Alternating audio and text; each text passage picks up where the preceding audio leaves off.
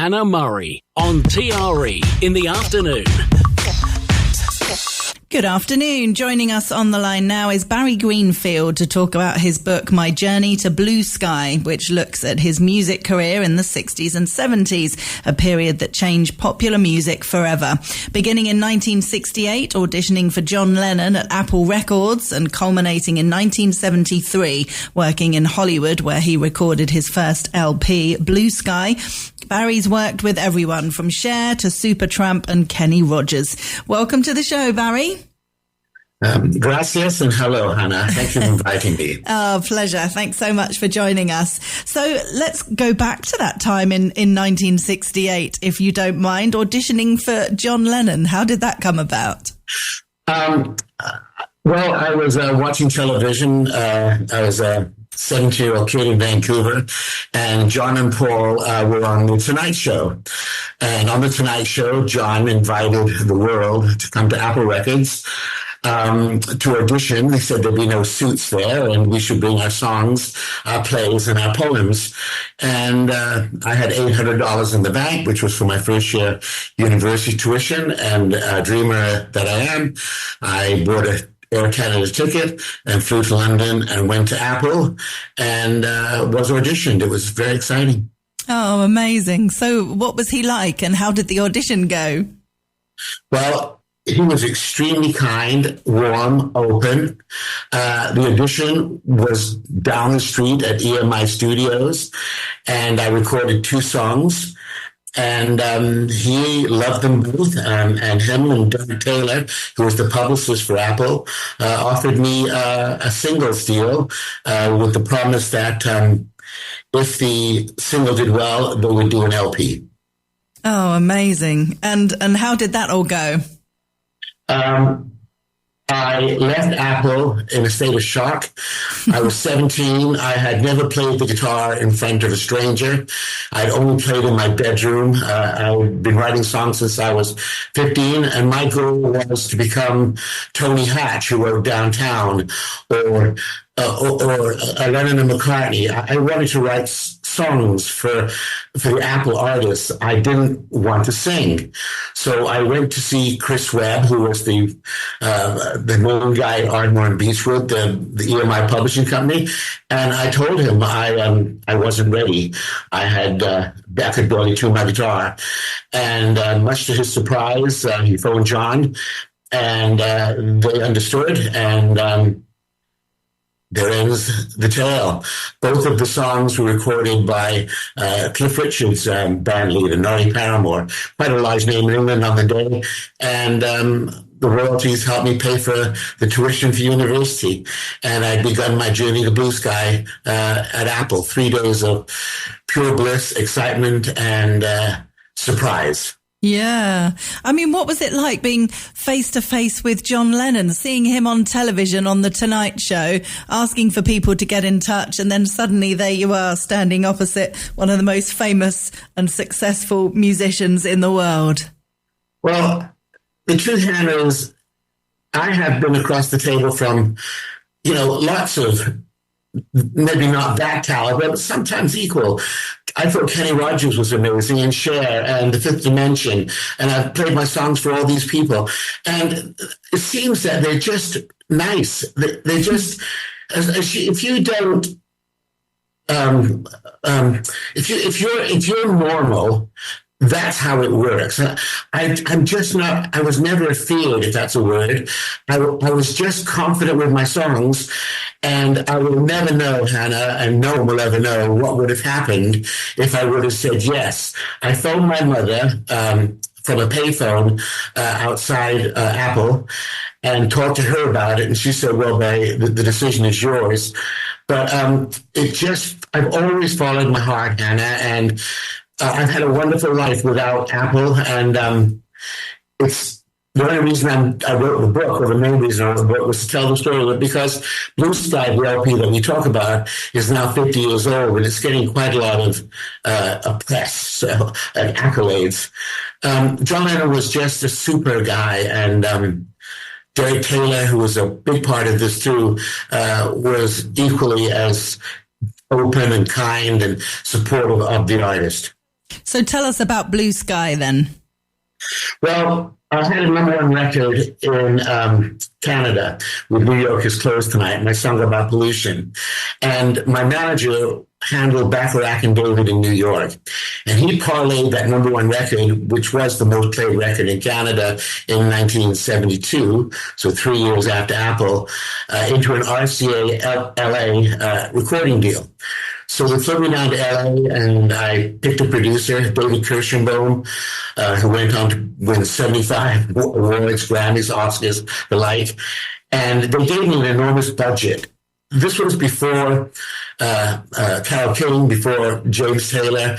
And they gave me the A players, Larry Carlton, who went on to Steely Dan, Joe Osborne from the Wrecking Crew, Jim Gordon from Derek and the Dominoes. And we spent 3 weeks recording this album that still stands strong and with 2 powerful legs all these years later, because it has very good songs. It has very great players, a wonderful producer, an important cog in the machine, and probably the most important was Jimmy Haskell, who was the arranger. And Jimmy Haskell was the main arranger in America in those days. He did most of the hits for the late 50s and right through the 60s for the Association, for all the bands, Neil Diamond, Elvis Presley. And he helped shape my songs and made them, they say the sum of the parts is bigger than the whole. I think they improved me so much that I somehow managed to deliver the vocals and the attitude needed to have confidence to work with these giants. And the LP is a delight. Yeah. And I just remastered it for its 50th anniversary and sent it out onto Spotify and the like. And it's really being received, which is so wonderful. And then out came the book. So you mentioned New York is Closed Tonight, which is about pollution. Are all the other songs about different subjects? How did you kind of put the songs together and put the LP together? Well, I've never been a hit writer. I've never tried to write songs for the radio. I just try to write songs from the heart about life. So New York's Closed Tonight is about pollution. And after 9/11, it had a resurrection because every line appears to be about 9/11, almost a prophecy. Then there's a song in there called Sweet America, which is about the decline and fall of America through Vietnam, which is equally true about the disgusting world we live in now with Trump. I just think it still makes perfect sense. And then there's love songs, and there's a song about my mom called Free the Lady, which Buffy Satan re-recorded and described as the best feminist song written. Unbelievable. And I put out an EP last week called My Journey to Blue Sky with 4 of the deep cuts. And they're the 4 cuts that are not about politics. They're the 4 cuts about the heart and love and romance. And 4 of my favorite tracks from Blue Sky. I wanted to put some acknowledgement because people always talk about my political thinking. Neil Young said Canadians can write songs about the world better than people that live in America and England and Sweden and Spain, because we live outside the goldfish bowl and we can look in. And I think that's quite true. Many great Canadian writers have written great political songs. Black Day in July by Gordon Lightfoot, California by Joni Mitchell, Ohio by Neil Young. Yeah. And why Blue Sky? Why was the LP and then the book Blue Sky? Well, my name is Greenfield. So in a moment of brilliance in the Holiday Inn in LA, I thought Greenfield, Blue Sky. But it means much more than that. My journey to Blue Sky means anybody in life has one purpose for their journey, that is to find blue sky, to find peace, to find happiness. I'm not a Buddhist, but it has a Buddhist feel to it. And I think it's a lot of things that come out of artists' mouth that are profound are just slips of the brain. And my journey to Blue Sky was simply Greenfield Blue Sky, but I think it's so much more 50 years later. It's about, and the book talks in such positive, uplifting tones. There's no drugs in it. There's no whoring in it. There's no violence in it. It's just a joyful trip. I was never a rock star. I never had glory days, but I've always written songs, and I've always toured, and I've always sold seats, and I've always had success. And it's a small S success, but gosh, I'd rather be that than, dealing with fame. Yeah. Oh, good point. And you mentioned Cher earlier. Tell me about your meeting with her. Well, I was working as a busboy, which means you clean the tables at a nightclub in Vancouver, and they had a lot of great acts, and Sonny and Cher were one of the great acts. So I found Sonny in his hotel room. I think it was 1970, and Cher answered the phone, because you could phone in those days. Of course, you can't do that now. And she said, hello. And I said, I didn't know if it was her, but I assumed it was her. I said, hello, my name is Barry Greenfield, and I'm a songwriter in Vancouver, a busboy at the Cave where you're working. And I've written a song I think would suit you two. I'd like to play it for you. And she laughed and handed the phone to this fella. And as soon as the fella took the phone, I knew who he was. He has this nasal voice. And he said, well, come at 2:00. And this is all in the book, of course. Wow. So I went over there, room 809, I remember it was clear as day. And I played my songs for Sonny and Cher, and Cher sat quietly on the bed, and Cher sat quietly in the chair, Sonny sat on the bed, and I played 6 or 8 songs. He taped one of them, and then we went for this hour and a half walk, where Sonny was 10 yards behind, and I spent the next hour talking to Cher about her life, and she was just beginning to be this enormous star. She wasn't iconic yet. Nobody recognized her in the street. But I thought I walked with Sherilyn Circassian, the real Cher, not the star. And when we got back to the hotel after talking about her family, her life, her insecurities about being a singer, the title of the book, the title of the chapter is When Cher Kissed Me, in brackets, on the cheek. And I opened the door for her, Hannah, and she turned to Sonny and she said, why can't you be more of a gentleman like Barry? And then she kissed me on the cheek, and I had a crush on her, no doubt about it. She was so, like you asked about Lennon. Well, here's another one.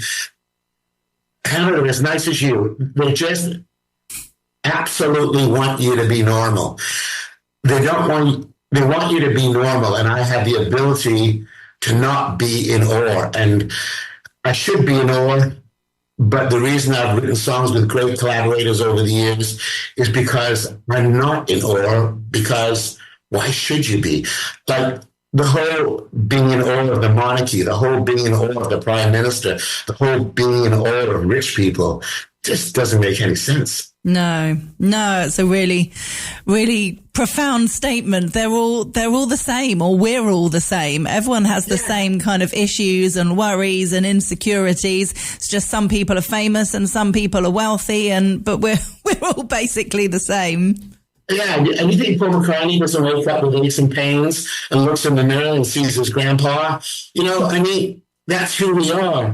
And, it comes to the same thing with racism, People that have a dislike for a race, be it Muslim or a Jew or a black person or Catalan, it's crazy because we're all one. And my wife, Lindy, who is my partner and teacher and friend and author as well, is always taught me profound things such as that. And she believes the planet is all one. And I do too. I don't think I'm so lucky.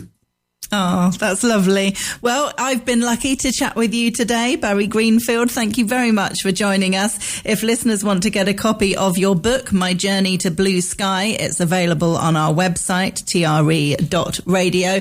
And I thought I'd play New York is Closed Tonight. Is that okay?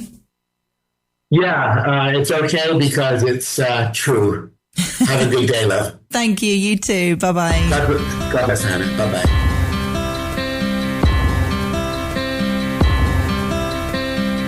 Eyes are hurting badly. I'm breathing through my nose.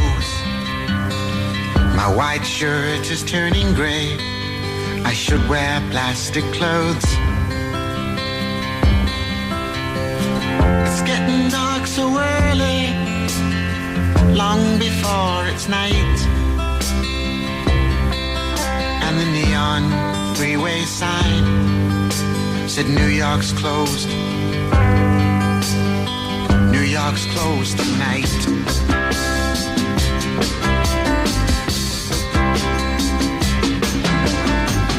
Breathing's getting harder as I walk through the park. The trees are brown and dingy, and no one walks the dog. My dog died Thursday. I couldn't sleep all night. And the man on the radio said New York's closed. New York's closed tonight.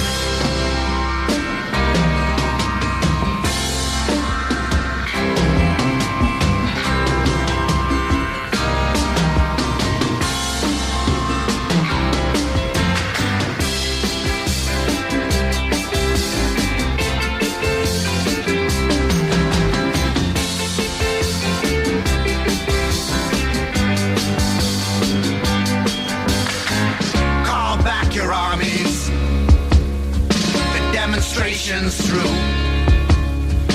Everything is lost. There's nothing we can do.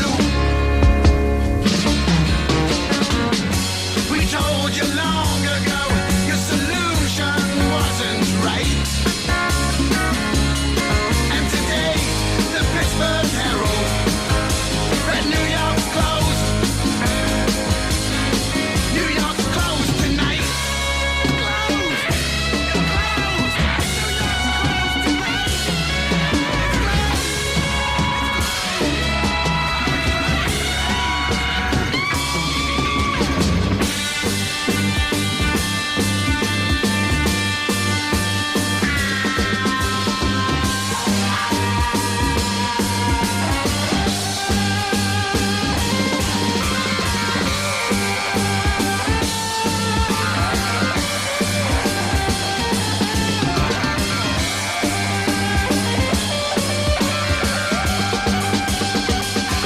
Great stuff. Do check out his album. He's written some great songs. Barry Greenfield from the album Blue Sky.